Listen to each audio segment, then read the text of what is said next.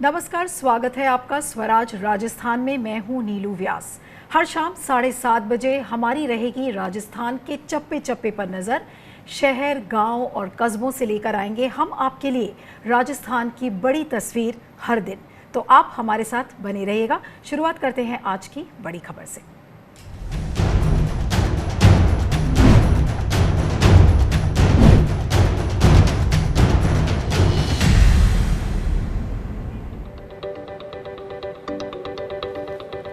राजस्थान में कोरोना के 28 नए मामले। जोधपुर और जयपुर बने हॉटस्पॉट। टोंक में भी नए 11 मामले दिखे।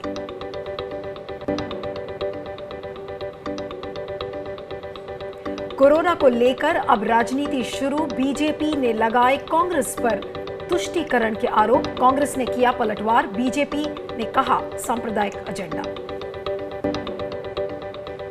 और झालावाड़ में थाने में लगी फुल बॉडी सैनिटाइजर मशीन। अपराध के साथ साथ वायरस के खात्मे की भी तैयारी।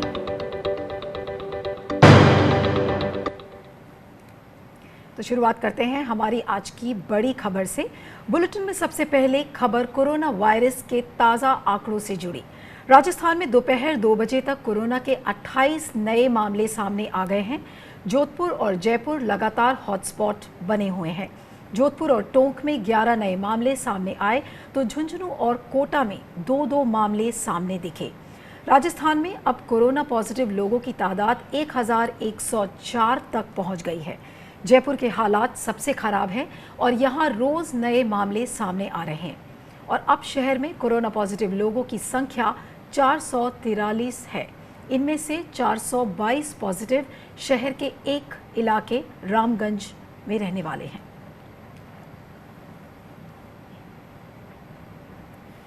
और इस बीच मुख्यमंत्री अशोक गहलोत ने मीडिया को जानकारी दी है कि टेस्टिंग को लेकर उनकी सरकार काफ़ी गंभीर है और वो आईसीएमआर से रैपिड टेस्ट किट मिलने का इंतज़ार कर रहे हैं। हालांकि उन्होंने उम्मीद जताई कि अगले 10 दिन में वो हर दिन 10,000 टेस्ट करने की कैपेबिलिटी को डेवलप कर रहे हैं। टेस्टिंग की जो कैपेसिटी थी राजस्थान में वो बढ़ते बढ़ते पहले बहुत मामूली थी। पूना भेजते थे टेस्ट को, दिल्ली भेजते थे। अब हम 4,000 तक पहुंच गए हैं और अगले 10 दिन में मेरे ख्याल से 10,000 तक पहुंच जाएंगे per day test. Private sector को एलो कर दिया है। वेंटिलेटर की संख्या बढ़ रही है जिसकी अभी तक जरूरत नहीं पड़ रही है, सौभाग्य से। और इस सब पर बात करने के लिए जुड़ रहे हैं हमारे संवाददाता रामस्वरूप। रामस्वरूप, जो एक बड़ा सवाल है कि टेस्टिंग कैपेबिलिटीज़ को किस तरह से बढ़ाया जाए और कैसे बढ़ाएगी गहलोत सरकार, ये एक बड़ा सवाल है क्योंकि जो राजस्थान का जो मेडिकल इंफ्रास्ट्रक्चर है वो बहुत ज़्यादा अच्छी हालत में नहीं माना जाता है। तो अगले 10 दिन एक बड़ी चुनौती होगी गहलोत सरकार के लिए। अपनी पीसी में ये कहा था कि जैसे ही उनके पास में रैपिड जांच के किट जो है वो आ जाएंगे, उसके बाद जो है तो जांच का दायरा जो बहुत ज़्यादा बढ़ जाएगा। अभी प्रतिदिन जो है 4,000 जांचें प्रदेश में हो रही है और ये सीएम साहब ने खुद ने कहा कि देश में सबसे ज़्यादा जो जांच है वो पहले केरल में ज़्यादा जांच होती थी, लेकिन अब जो है राजस्थान पहले नंबर पे है जहाँ पर सबसे ज़्यादा जांचें होती है। और हालांकि राजस्थान की तरह सभी राज्यों ने जो अपनी अपनी मांगे की है कि रैपिड जांच के जो किट है वो भिजवाए जाए। राजस्थान ने भी मांग कर रखी है। जैसे ही ये किट यहाँ पर अवेलेबल हो जाएंगे तो जांच जो है प्रतिदिन जो है 10,000 जांचें यहाँ पर होने लग जाएगी। साफ तौर पर ये कह सकते हैं कि अगर ज़्यादा से ज़्यादा जांचें होगी तो जो हकीकत है वो सबके सामने आएगी। क्योंकि कई बार देखने को मिलता है कि जांचें कम होने से जो संदिग्ध होते हैं या जो पॉजिटिव केस होते हैं वो सामने आ नहीं पाते हैं। तो ये जरूरी है कि हकीकत सबके सामने आनी चाहिए और यही सरकार की कोशिश है।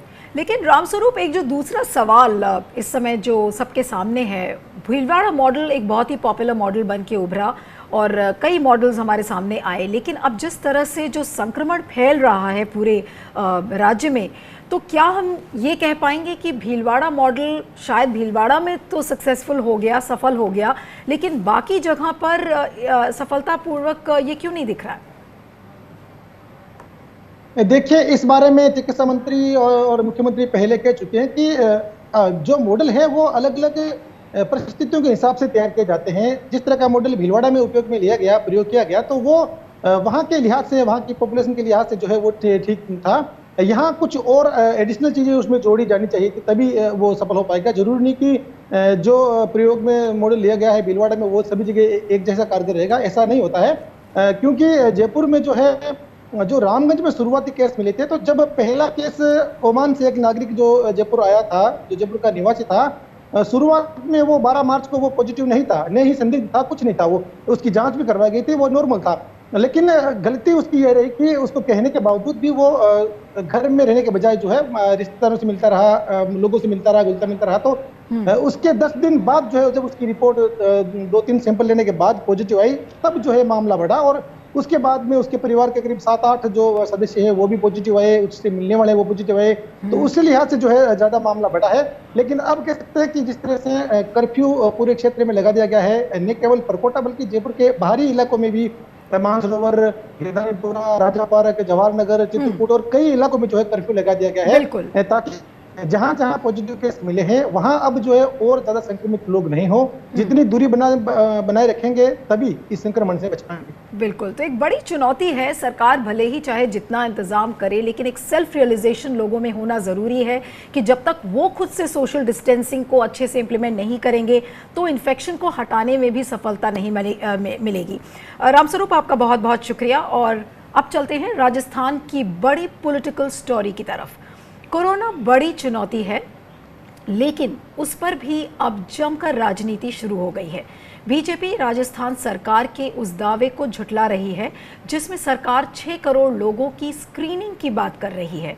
विपक्ष के उपनेता राजेंद्र राठौड़ इसे गलत दावा बताया है, तो स्वास्थ्य मंत्री डॉक्टर रघु शर्मा इसे बीजेपी की पॉलिटिक्स करार दे रहे हैं। शर्मा ने यह भी कहा कि राज्य में 1 लाख से ज्यादा क्वारंटीन बेड का इंतजाम भी किया गया है।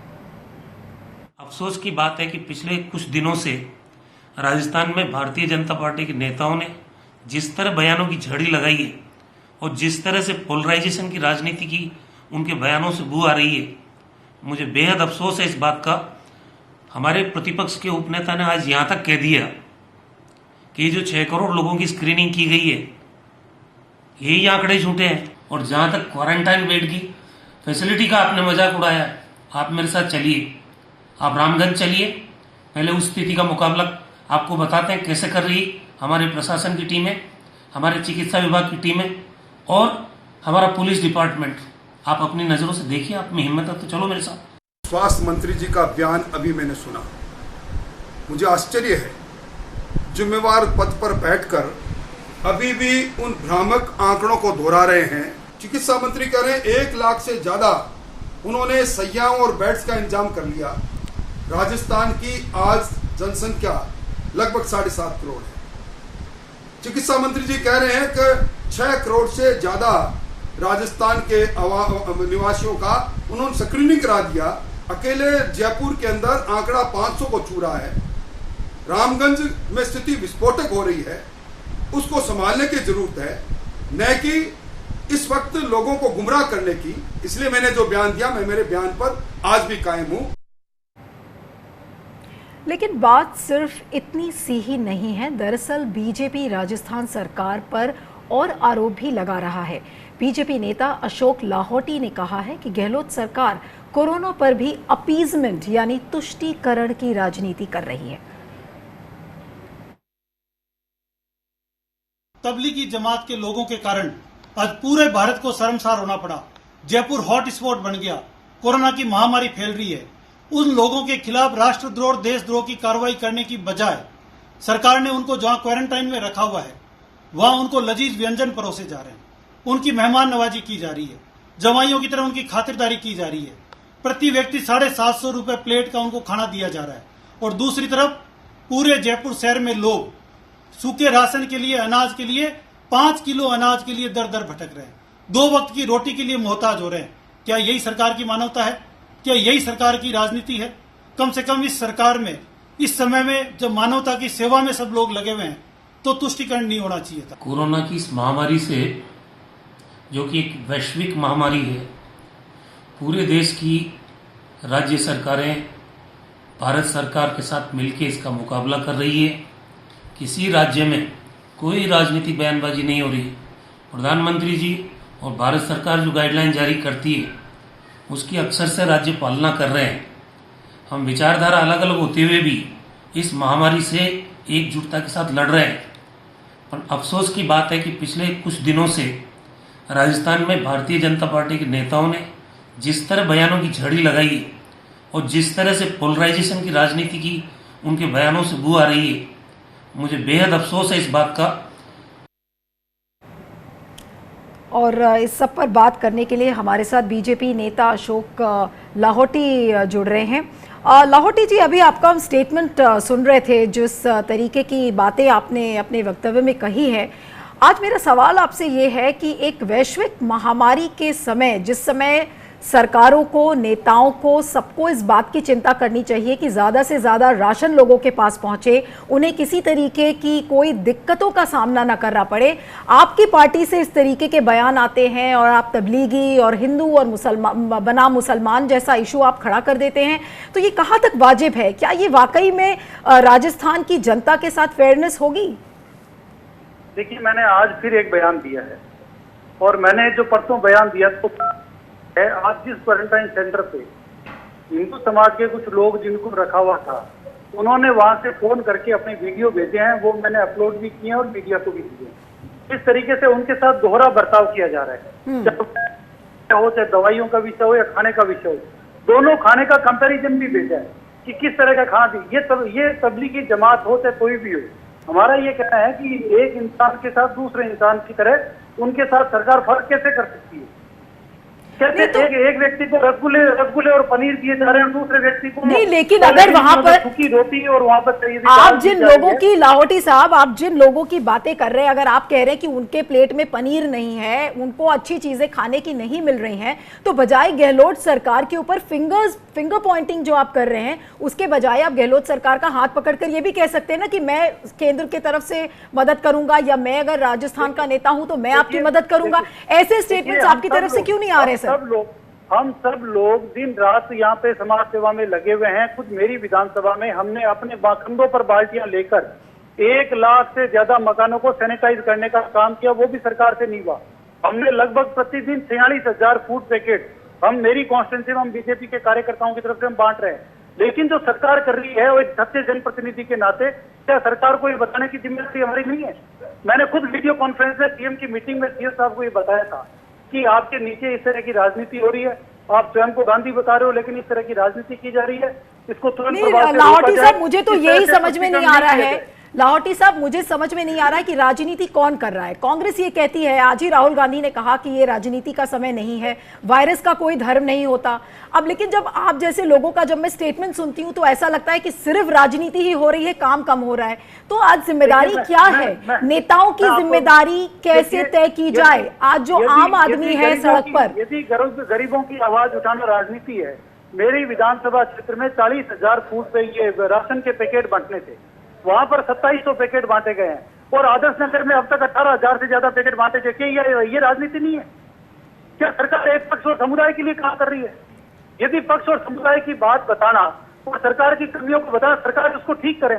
हम ये थोड़ी नहीं कह रहे कि सरकार ठीक नहीं करे, लेकिन जो यदि स्टेटमेंट देकर अगर कोई बात उठाई है, इसका मतलब ये थोड़ी ना कि सरकार कुछ भी करती रहे। आज जो मंत्री ने बयान दिए कि हमने 6 करोड़ लोगों की स्क्रीनिंग कर ली, मैं आपको दावे के साथ कह रहा हूँ, आपके न्यूज चैनल को इन्वाइट कर रहा हूँ कि आप राजस्थान के कोई भी 100 घर चिन्हित कर ले, कोई भी 100 घरों में जाकर पूछ ले आप कि क्या स्क्रीनिंग हुई है क्या। यदि 100 में से यदि 6 करोड़ हुए तो 100 में से 90 लोग ये कहेंगे कि हमारी स्क्रीनिंग हुई है। सरकार झूठ पर झूठ बोले, सरकार अपने दावे झूठे बताती रहे, सरकार कोरोना को पूरा एक विस्फोटक बना दे, रामगंज में स्थिति नहीं संभाल पाए, सरकार के मंत्री। लाहौटी साहब, मुझे तो ये लगता है, देखिए बीजेपी कांग्रेस को कहती है, कांग्रेस बीजेपी को कहती है। आप बने रहिएगा हमारे साथ। मेरे साथ अर्चना जुड़ रही हैं, जो अर्चना शर्मा जुड़ रही हैं, जो कि कांग्रेस की प्रवक्ता है राजस्थान से। अर्चना जी, ये बताइए कि असलियत क्या है? आप लाहौटी जी को सुन रहे थे, उन्होंने कहा कि राजस्थान की सरकार लोगों को रिलीफ पहुंचाने में भेदभाव कर रही है। जहां तक खाने का इंतजाम है, कह रही है कि जो मुसलमान हैं उनको ज्यादा अच्छा खाना मिल रहा है, हिंदुओं को कम अच्छा खाना मिल रहा है। इस तरीके के एलिगेशन है, ये कैसी राजनीति है मैम? देखिए, ये बहुत ही दुर्भाग्यपूर्ण है, क्योंकि क्राइसिस का समय है और इससे मैं कोई राजनीति करना चाहे तो मैं समझती हूँ इससे ओछी सोच नहीं हो सकती। जहां तक जिस व्यक्ति को इन्होंने टारगेट करके बोला है, तो वो तो एक ऐसा मामला है जिसमें कि एक फ्रीलांसर पत्रकार आइसोलेशन वार्ड में घुसा, ये तो खुद ही एक क्रिमिनल ऑफेंस है। हम खुद इसके खिलाफ कार्रवाई करेंगे। और वो क्लेम कर रहा है कि मैं इनको खाना पहुंचा रहा हूं। मैं आपको स्पष्ट कर दूं, मेरी खुद की बेटी कोविड को संभाल रही है, वो डॉक्टर है, सेकेंड ईयर रेजिडेंट है, और जिस लड़के के वो माँ बाप है उनके पूरा रखरखाव सरकार करी, उनको क्वारंटाइन किया है। उस लड़के की भी देखभाल बहुत अच्छे से हो रही है। उसकी बहन का मेरे पास फोन है, तो मैंने अपनी बच्ची को कहा कि तुम आइसोलेशन वार्ड में जाकर के उसको अटेंड करो। वो जिद कर रहा था कि मुझे हाथ से खाना खिलाओ, तो नर्सिंग स्टाफ ने उसको हाथ से खाना खिलाया। यहाँ कोई भेदभाव नहीं है, ये सिर्फ तुष्टिकरण की राजनीति है। क्योंकि देखिए, जब ये लोग सत्ता में नहीं होते तो इनका मकसद यही रहता है कि किसी न किसी प्रकार से धर्म और समुदाय के नाम पर विभाजन की नीति को अपनाए। एक तरफ प्रधानमंत्री कहते हैं कि हम सबको एकजुट होकर के और संघर्ष करना है। यही वो राजस्थान राज्य है। भीलवाड़ा में कंटेनमेंट का एक मॉडल प्रस्तुत किया, जिसे वैश्विक स्तर पर WHO ने भी एंडोर्स कर दिया, दूसरे देश को रेप्लिकेट करना चाहते हैं। अब कई बार ऐसा होता है कि कुछ स्थितियां बिगड़ जाती हैं, कई बार बहुत सारे केसेस आ जाते हैं। ये तो कंटेनमेंट ऐसा है इस वायरस का कि आप इसका कुछ कर नहीं सकते। लेकिन मानकर के चलिए कि राजस्थान का चिकित्सा विभाग, राजस्थान की सरकार, राजस्थान की पुलिस, राजस्थान के सफाई कर्मी, राजस्थान के सभी लोग, कुछ लोगों को छोड़कर जो भी राजनीति करना चाहते हैं, सभी लोग इस वायरस से लड़ाई लड़ रहे हैं। और देखिए, 2-3 लोग ही हैं जो विचलित। चलिए अर्चना जी, आप जो कह रही हैं, उम्मीद है कि बीजेपी के नेता, चाहे वो राजस्थान के हों चाहे केंद्र के हों, उम्मीद है कि वो ये बातें सुन रहे होंगे जो आप कह रही हैं। और वाकई में वायरस का कोई धर्म नहीं होता, वायरस ना हिंदू होता है ना मुसलमान होता है इस समय। लेकिन सिर्फ एक एफर्ट होनी चाहिए कि संक्रमण को किस तरह से रोका जाए और लोगों को किसी तरीके की दिक्कत ना हो। लेकिन राजनीति का समय नहीं है। अर्चना जी, आपका बहुत बहुत शुक्रिया, और लाहौटी जी आपका भी शुक्रिया स्वराज राजस्थान पर आने के लिए। अब एक छोटा सा कमेंट लेते हैं संजय बोरा जी से, जो हमारे वरिष्ठ पत्रकार हैं। ये जो कम्युनल पॉलिटिक्स इस समय बोरा जी खेली जा रही है राजस्थान में, इस पर क्या कहेंगे आप? एक वायरस को कम्युनल एक रूप दे दिया गया है पूरा। देखिए, बहुत ही अनफॉर्चुनेट है और ये बहुत खतरनाक भी है कि वाकई में ये जो तबलीगी जमात वाला मामला जिस तरीके से मीडिया में आया, उससे लोगों के मन में ये हो गया कि वायरस जो भी फैला है वो सिर्फ इन लोगों की वजह से फैला है। हालांकि इसमें कोई शक नहीं है कि राजस्थान में 2-3 जगह पर जो ज़्यादा मामले हुए हैं वो तबलीगी जमात की वजह से हुए। वहाँ के उन लोगों ने आने के बाद इस जानकारी को छुपाया।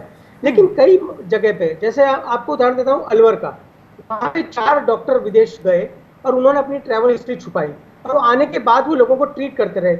ये तबलीगी जमात का मामला नहीं था। एक महिला जोधपुर में अपनी बेटी से मिलने गई अहमदाबाद से, लॉकडाउन में वो वापस आती है, 22 लोगों को संक्रमण होता है, उसका जिक्र बीजेपी नहीं करती है। कोटा में 2 लोग जयपुर से लॉकडाउन के बावजूद निकल करके वहां जाते हैं, अपने समधी के घर रुकते हैं, उसके पूरे परिवार को 15-16 लोगों को संक्रमण देते हैं, एक व्यक्ति की मौत होती है, तब बीजेपी इस मामले को नहीं उठाती है। तो मेरा मामला कि बहुत ही अनफॉर्चुनेट है। और जहां तक वो लाहौटी साहब खाने की जो बात कर रहे थे, इस समय साधारण लोगों को खाना मिल जाए वही बड़ी बात है।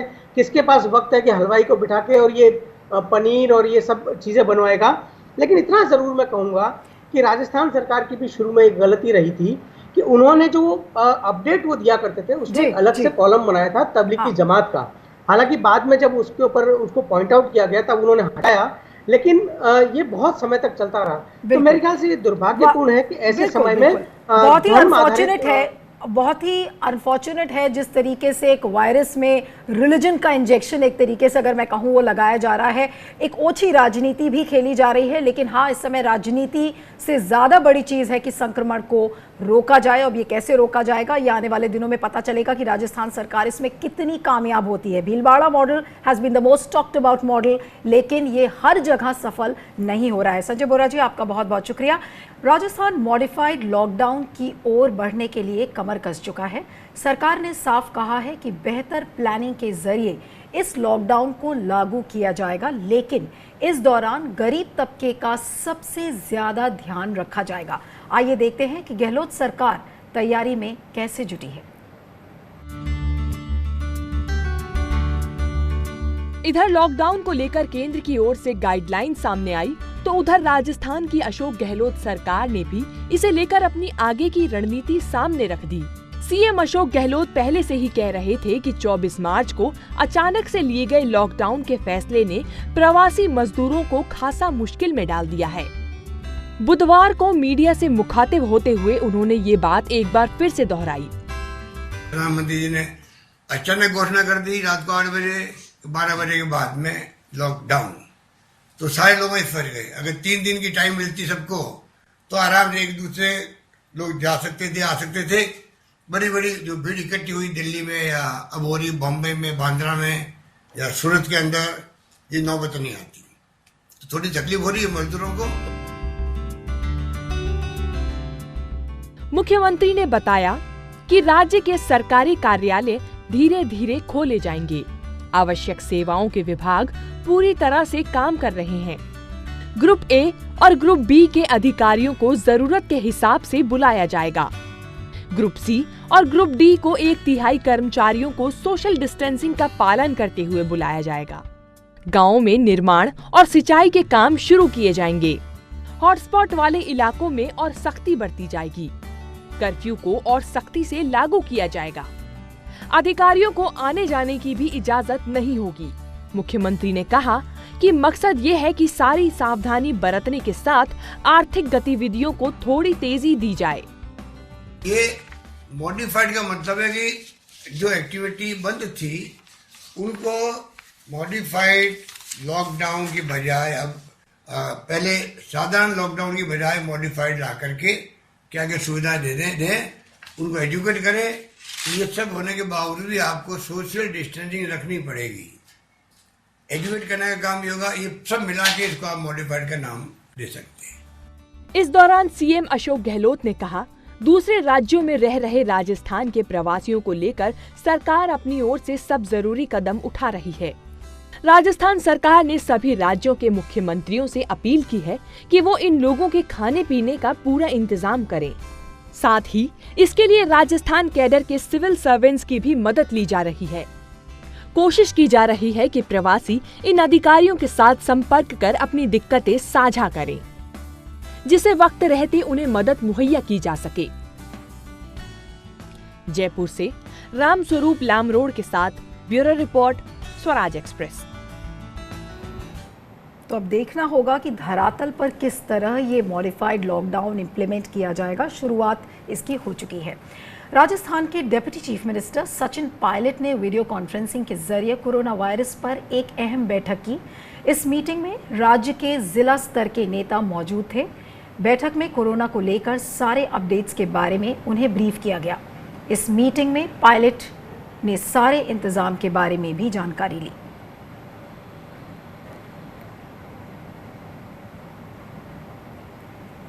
वहीं भरतपुर में पब्लिक प्लेस में थूकने के केस में 2 लोगों को गिरफ्तार किया गया है।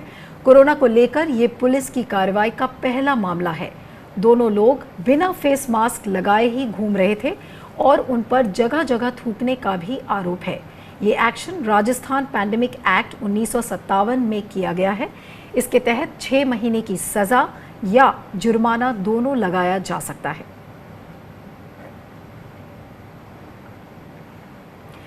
कोरोना को देखते हुए राजस्थान सरकार ने बड़ा ऐलान किया है। किसानों को खरीफ सीजन में मक्के और बाजरे का बीज मुफ्त देने का फैसला किया गया है। इस फैसले से मक्का उगाने वाले 5 लाख और बाजरे की खेती करने वाले 10 लाख किसानों को फायदा मिलेगा। आइए देखते हैं ये रिपोर्ट।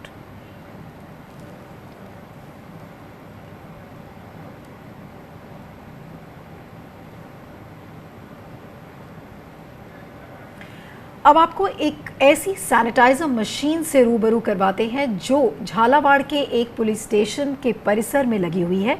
कैसे काम करती है ये मशीन, आइए देखते हैं। थाने में दाखिल होने से पहले सैनिटाइज हो जाइए। जी, कोरोना के वक्त संक्रमण से बचने के लिए ऐसे अनोखे इंतजाम किए जा रहे हैं जो इससे पहले शायद ही सोचे हों। भवानी मंडी पुलिस स्टेशन के साथ लगा हुआ ये चैम्बर दरअसल एक बड़ी सैनिटाइजर मशीन की तरह काम करता है। मशीन में खास तरह के सेंसर लगे हुए हैं जो किसी भी इंसान के गुजरने पर एक्टिव हो जाते हैं और स्प्रे के जरिए किसी को भी सैनिटाइज कर देते हैं।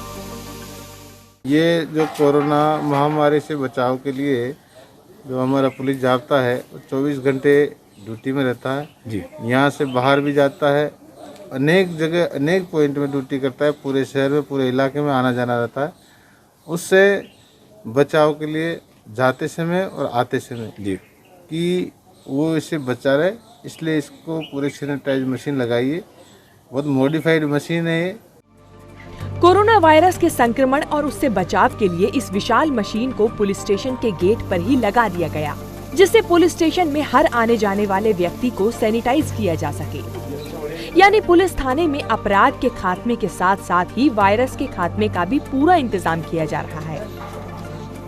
झालावाड़ से अनिस आलम के साथ ब्यूरो रिपोर्ट, स्वराज एक्सप्रेस। तो किसी भी क्राइसिस को एडवांटेज में कैसे बदला जाए, ये इसका जीता जागता एग्जाम्पल है कि एक वैश्विक महामारी के समय में भी आप टेक्नोलॉजी से कितना रचनात्मक उसका प्रयोग कर सकते हैं, ये उसका सीधा साधा स्वरूप है। स्वराज राजस्थान में आज इतना ही, लेकिन हर शाम 7:30 बजे आप रहिएगा बने हमारे साथ स्वराज राजस्थान पर। नमस्कार।